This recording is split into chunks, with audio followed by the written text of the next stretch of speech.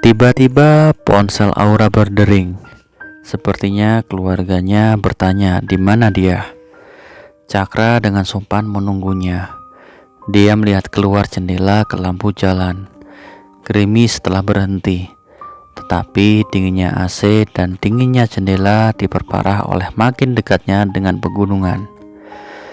Lalu dia mengalihkan pandangannya ke arah gadis itu.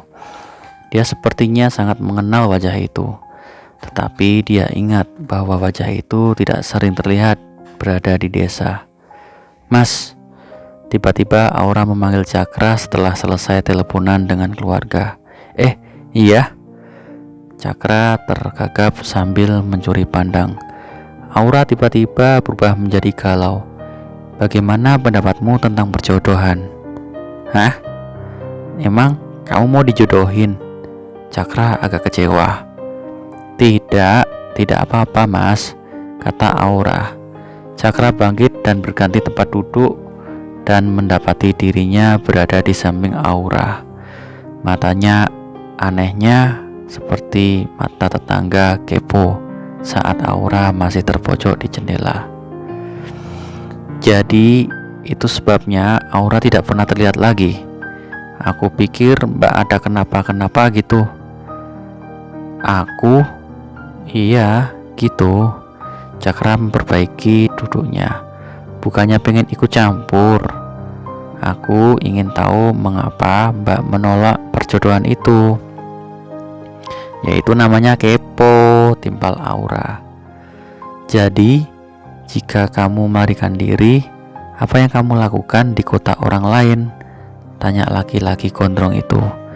"Ya sekolah, kerja paruh waktu, mencari kegiatan lain," jawab Aura. "Apa nggak pernah pacaran? Biasanya kalau kamu nolak perjodohan, mungkin ada seseorang yang kamu cintai," kata Cakra. "Aku nggak pernah jatuh cinta sih." "Jadi kamu juga suka cewek?" tanya Cakra. "Lambene ora sopan. Aku masih suka anak laki-laki. Kamu nih mepet-mepet, aku deg-degan oi," kata Aura. "Nah, ketika kamu tubrukan, kamu senyum-senyum sendiri." "Iya, karena aku tadi lihat terong," kata Aura. Terong? Perasaan aku nggak bawa terong, Mbak." Ya, udah sana." Gadis itu mengusir Cakra. "Santai, Mbak." Cakra pun kembali ke tempat duduknya. Hening. "Mbak, aku juga pernah dijodohin kayak Mbak. Kalau aku yang kabur, pasti dicap anak durhaka. Ibunya digosipin sampai pindah rumah," kata Cakra. "Itu kan kalau misalnya kamu dijodohin." "Overthinking sih," jawab Aura. "Ya gara-gara bahas perjodohan," jawab Aura. "Yang mulai ngebahas siapa?" tanya Cakra.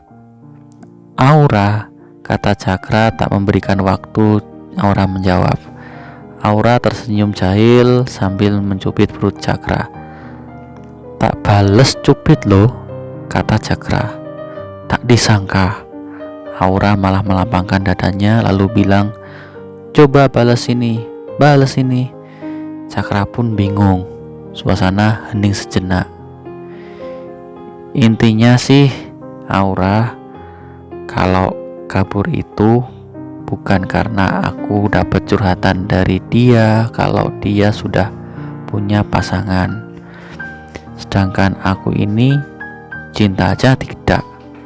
Aku juga nggak mau nikah muda aja. Jadi ya aku mesti milih kabur gitu."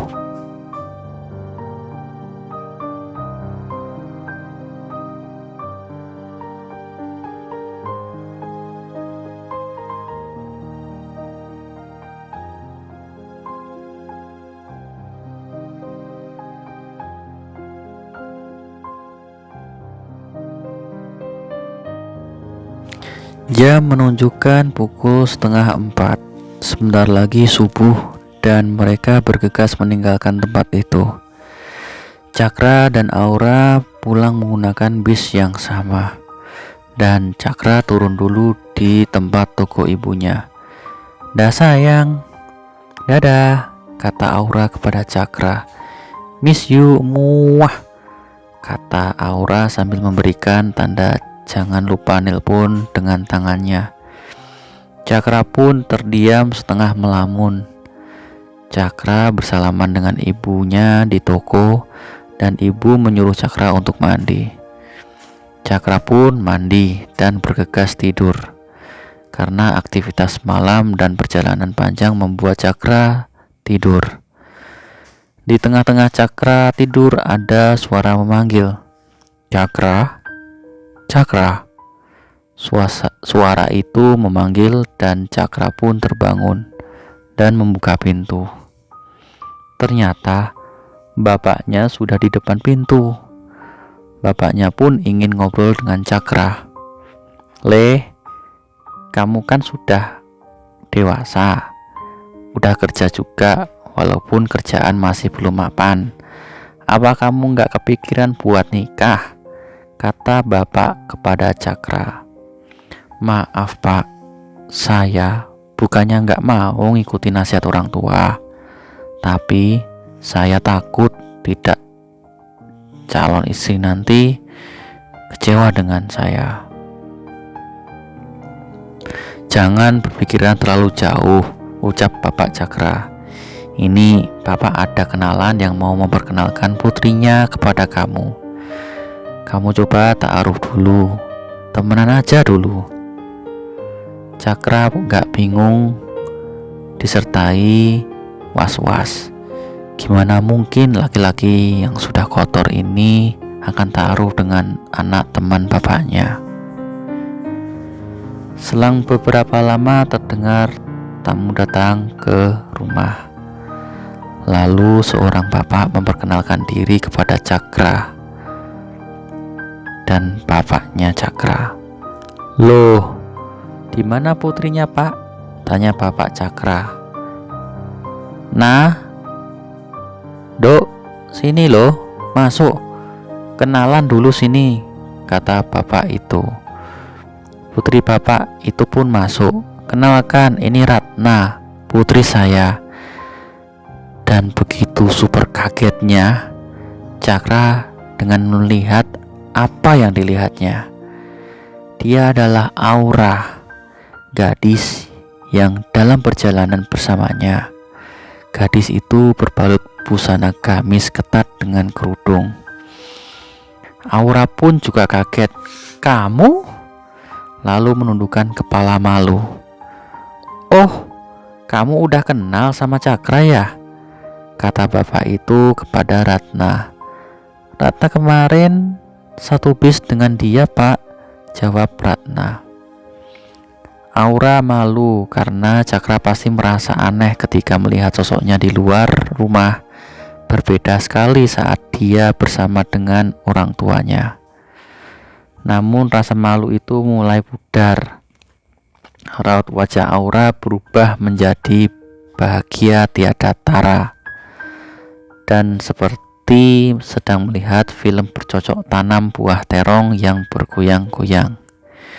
Di sisi lain, Cakra merasa menyesal. Andai saja dia mau menolak dan bersabar, mungkin dia bisa memperoleh kesenangan secara halal dan tidak diliputi dosa. Oke, sekian cerita kali ini. Apakah ada kesan dan komen tentang cerita kali ini? Silahkan kalian tulis di kolom komentar, dan juga tulis apa kira-kira hikmah dari cerita ini. Dan apabila kalian punya ide cerita atau cerita nyata atau cerita fiksi pun, kalian bisa share ke email kami. Oke, sampai jumpa. Wassalamualaikum.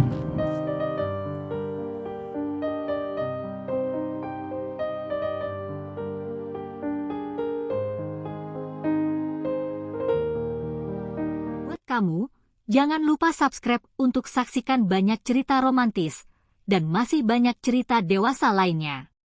Di sini kita juga bisa dengar cerpen romantis, cerita hot, dan cerpen singkat lainnya.